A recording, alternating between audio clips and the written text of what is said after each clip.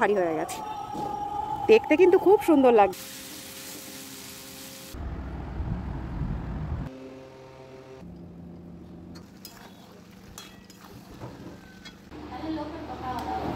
আর দিদির মেয়েরা এসছে, তোমরা তো দেখলেই। তো এখন সময় হয়ে গেছে রাত 9:30 মতো, আর আমি বসে গেছি দেখো একটা বড় সাইজের এঁচড় নিয়ে। আর এই এঁচড়টা জানো তো আমাদের কেনা নয়, এক দাদা এসে আমাদের এই এঁচড়টা দিয়ে গেছিলো, আর দিয়ে গেছিলো পরশুদিন রাত্রেবেলায়। তো সেটা আর কাটা হয়েছিল না, রান্নাও হয়েছিল না, তাই সর্ষের তেল নিয়ে বটিটা নিয়ে ঘরের মধ্যে চলে এলাম। আর এঁচড়টা তোমরা দেখো কতটা বড়, অনেকটা বড় এঁচড়। আমাদের কিন্তু এই একটা এঁচড় একদিনে খাওয়া সম্ভব নয়, অন্তত 3 দিন রান্না করলে তবে এঁচড়টা শেষ করা সম্ভব হবে। আর গরম যা পড়েছে, রোজ রোজ কিন্তু এক ধরনের খাবার ভালোও লাগে না। তো কাটতে তো বসেছি, আর এঁচড়টা তোমাদের দুরকমভাবেই দেখিয়ে দিলাম কতটা বড়। আর পাকার আগ দিয়ে কিন্তু এঁচড়ের গায়ের যে কাঁটাগুলো তোমরা দেখতে পাচ্ছ, এগুলো আরও ছড়িয়ে একদম সমান সমান হয়ে যায়। তো এইদিকে দেখো অফ ক্যামেরায় আমি এঁচড়টা কেটে নিয়েছি, আর তারপরে তোমাদের সামনে চলে এসেছি। অনেক দানা হয়ে গেছে এঁচড়টার মধ্যে, আর এখনও কিন্তু পাকার সময় হয়নি। পাকার সময় যখন হবে, সাইডের যে মাংস জায়গাটা, এটা কিন্তু আরও পাতলা হয়ে যাবে। বাজার থেকে যে এঁচড়গুলো আমরা কিনে খাই, সেগুলো কিন্তু এত টাটকা মনে হয় না। আর আজ এই এঁচড়টা কাটার পরে আঠা ঝরা দেখে বোঝাই গেল কতটা টাটকা। গুড মর্নিং সবাইকে। সকালবেলায় তোমাদের সামনে আবার হাজির হয়ে গেছি, আর একটা নতুন ব্লগের সঙ্গে তোমাদের সামনে চলে এসেছি।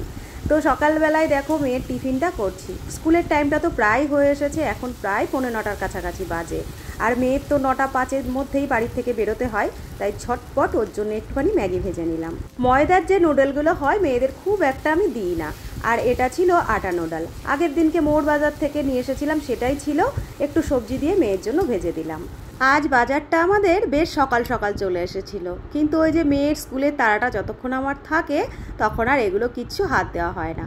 ওকে ছেড়ে দেওয়ার পরে বাজারগুলো সব আমি মেঝেতে ঢেলে নিয়েছি। আর দেখো কত বড় বড় দুটো বরবটি রাটি নিয়ে এসেছে। একটা আনলেই কিন্তু আমাদের বাড়ির সবার হয়ে যায়, তবুও বাজারে গেলে তিনি আর কম কিছু কিনতে পারে না। সে যাই হোক, অভিযোগ আর করে লাভ নেই। যা যা এনেছে সেগুলো তোমাদের সামনে তো বার করে নিয়েছি। আর সেই সঙ্গে রয়েছে এখানে দেখো কালকের কাটা এঁচড়টা, বেশ কচি দেখে একটা 6 ঝোট্টোর মধ্যে লাউও নিয়ে এসেছিল। গোলাকার লাউগুলো খেতে কিন্তু অসাধারণ টেস্ট হয়। তোমরা কারা কারা লাউ ভালোবাসো জানি না, আমাদের বাড়ির সবাই কিন্তু লাউ খেতে ভালোবাসে। বাজারগুলো যা যা আনা হয়েছিল মেঝের মধ্যে তো সবটা আমি ঢেলেই নিয়েছিলাম। এবার একে একে সবটা গুছিয়ে তারপরে তুলে রাখবো। এবারে চলো তোমাদের দেখাই আজ আমি রান্নাবান্নার জন্য কি গোছগাছ করে নিয়েছি। এঁচড়টা তো কাল রাতেই কেটেছিলাম, এখন একটু ভাপ বসিয়ে দিয়েছি। আর এই পাশে বসিয়ে দিয়েছি ভাত। আর সবজি যা যা কাটার দরকার সেগুলো তো মোটামুটি আমি কেটেই নিয়েছিলাম। মাছটার গায়েও একটু নুন হলুদ দিয়ে দিয়েছি।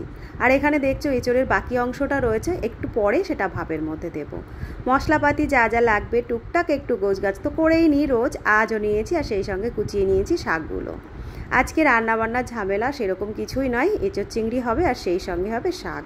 এই গরমের দিনগুলোতে রান্না করতে আমার একদমই ভালো লাগে না, কিন্তু আমাদের মেন কাজই তো রান্না। ঘরের বউরা রান্না না করলে খাওয়া দাওয়া কোথার থেকে আসবে বলো? তাই রান্না প্রত্যেক দিনই করতে হয়। চলে এসেছি আজও সেরকম রোজকার মতন রান্নাঘরে, আর তোমাদের কাছে রোজই কম বেশি একটু আধটু আমি শেয়ার করি। আজ তোমাদের তো প্রথমেই বলে দিয়েছি এঁচড় চিংড়ি হবে আর সেই সঙ্গে হবে শাক। তো এখানে আমি এঁচড় চিংড়িটাই বসাচ্ছি। তেলটা তো খুব ভালো করে গরম হয়ে গেছিলো, জিরে তেজপাতা আর একটা শুকনো লঙ্কা দিয়ে আলুগুলো দিয়ে দিলাম। নাড়াচাড়া করে বেশ লাল লাল করে আলুটা আমি ভেজে নেওয়ার পরে দিয়ে দিয়েছিলাম পরিমাণ মতো পেঁয়াজ। পেঁয়াজটা মিডিয়াম একটু ভাজা হওয়ার পরে এর ভেতরে আমি দিয়ে দিলাম চিংড়ি মাছটা। পেঁয়াজটা ভাজা হতে হতে চিংড়ি মাছটা তো কিছুটা ভাজা হয়েই গেছিলো, আবার মশলাটাও দিয়ে দিলাম। আর এখন মশলা ভাজা হতে হতে চিংড়ি মাছটা কিন্তু পুরোপুরি কষা হয়ে যাবে, তাই আলাদা করে চিংড়ি মাছটা না ভেজে নিলেও কোনো অসুবিধা হয় না। পরিমাণ মতো লবণ, হলুদ আর সেই সঙ্গে দিয়ে দিয়েছিলাম একটু লঙ্কার গুঁড়ো। বাটা মশলার মধ্যেই আমি আগে থেকে দিয়ে দিয়েছিলাম জিরে, ধনে, আদা, কাঁচা লঙ্কা, রসুন আর পেঁয়াজ। সব রকমই দেওয়া হয়ে গেছে। খুব ভালো করে কষিয়ে নেওয়ার পরে জল দিয়ে দিলাম। আর এপাশে দেখো মাছ বার করে নিয়েছি। হঠাৎ মাছটা রান্না করছি কেন চলো তোমাদের বলে দিই। বেলা তখন প্রায় 1টা মতো, আর তখন আমার দিদির মেয়ে ফোন করলো। ফোনটা ধরতেই বললো আমরা চাকদায় আছি, ডাক্তার দেখাতে এসেছি, একটা রিপোর্ট করালাম। আর রিপোর্টটা দিতে দিতে বাজবে সন্ধ্যা 6টা। তো ওরা আমাদের এখানেই আসবে, সেই জন্য এখানে থাকবে, খাওয়া দাওয়া করে সন্ধ্যার দিকে রিপোর্টটা নিয়ে বাড়ি ফিরবে। তো সেই জন্য ভাবলাম যে শুধু এই যা যা আমি রান্না করেছি তাতে তো হবে না, তাই আমাকে কিছু করতে হবে। ফ্রিজে তো রুই মাছ রাখাই ছিল, তাই চট জলদি মাছটা বার করে নিলাম আর লবণ হলুদ মাখিয়ে নিলাম। আর সব শেষে দেখো আমার এঁচোড়টাও রান্না হয়ে গেল, দিয়ে দিলাম একটু ঘি আর গরম মশলা। চলো স্নান করে কাজ সেরে আবার আসছি। ওরা চলে এসেছে আর বাইরেটাই একটু হাওয়ার মধ্যে বসে আছে। প্রায় ঘন্টাখানিক হলো ওরা এসছে, আর আসার সঙ্গে সঙ্গে এই গরমে এসেছে বলে অন্য কিছু আর দিইনি। দুপুরে খাওয়ার টাইম তো হয়ে যাচ্ছে, তাই একটু শরবতই করে দেওয়া ভালো মনে করেছিলাম আর সেটাই দিয়ে দিয়েছিলাম। এখন তো বেলা হয়ে গেছে, চলো খাবারটা রেডি করে নিই। স্নান টান করে চলে এসেছি, আর দিদির মেয়েরা এসছে, তোমরা তো দেখলেই, তোমাদের একটুখানি দেখিয়ে দিলাম। তো এখন তো দুপুরবেলা ওরা আসবে বলে ফোন করে দিয়েছিল, তাই আমি আর একবার একটু ভাত বসিয়ে দিয়েছিলাম আর সেই সঙ্গে করে নিয়েছিলাম মাছটাও। তো রান্না বান্না তো সব কমপ্লিট করে নিয়েছি, স্নান করে নিয়েছি, তোমরা দেখতেই পাচ্ছ একদম ভেজা ভেজা চুল রয়েছে। এখন বসেছি খেতে দেব। ভাত তরকারি যা যা করেছিলাম সবই সামনে নিয়ে নিয়েছি, বসে পড়েছি, এখন তো খেতে দেবো। চলো তোমাদের মেনুগুলো দেখিয়ে দিই।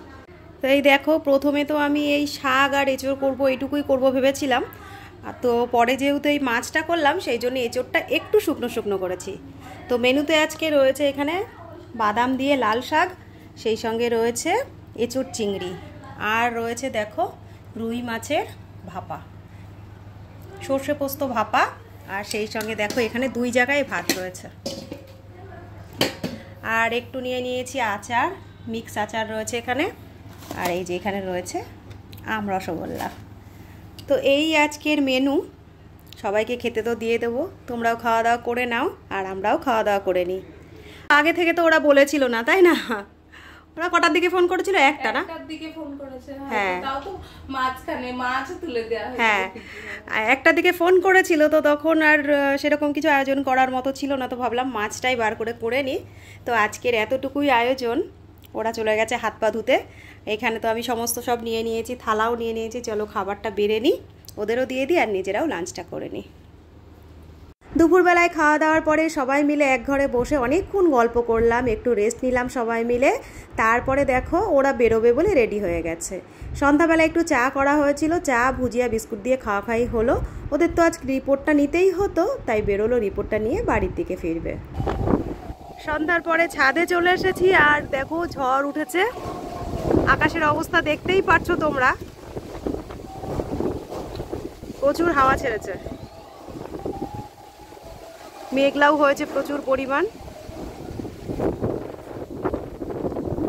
দেখো চারিদিকটা, মনে হচ্ছে বৃষ্টি হবে, যা পরিস্থিতি। কি হলো? মেয়েও এসেছে আমার সঙ্গে, বড় জনও ছিল, গেল একটু নিচে।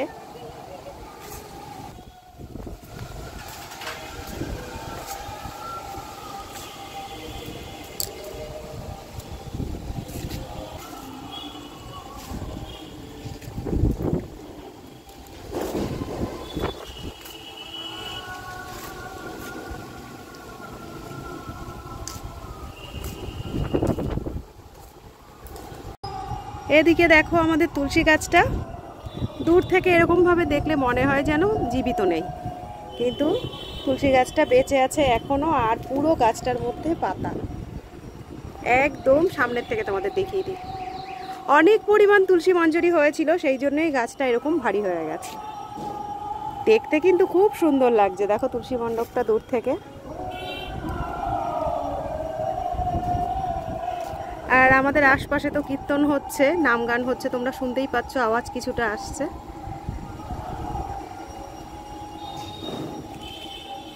চারিদিকের যা পরিস্থিতি, তাতে করে মনে হচ্ছে খুব তাড়াতাড়ি বৃষ্টি নেমে যাবে।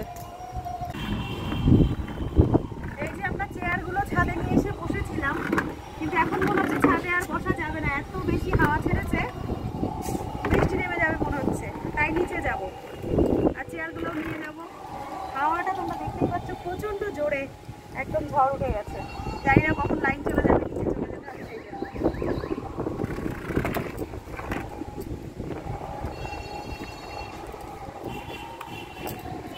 তো আজকের মতন সারাদিনে যা যা করেছি তোমাদের সঙ্গে তো শেয়ার করে দিয়েছি। এখন তাহলে নিচে যাই, নিচের জানলা দরজাগুলো সব দিতে হবে, না হলে হাওয়া ঢুকছে, ধুলোবালি তো হবেই।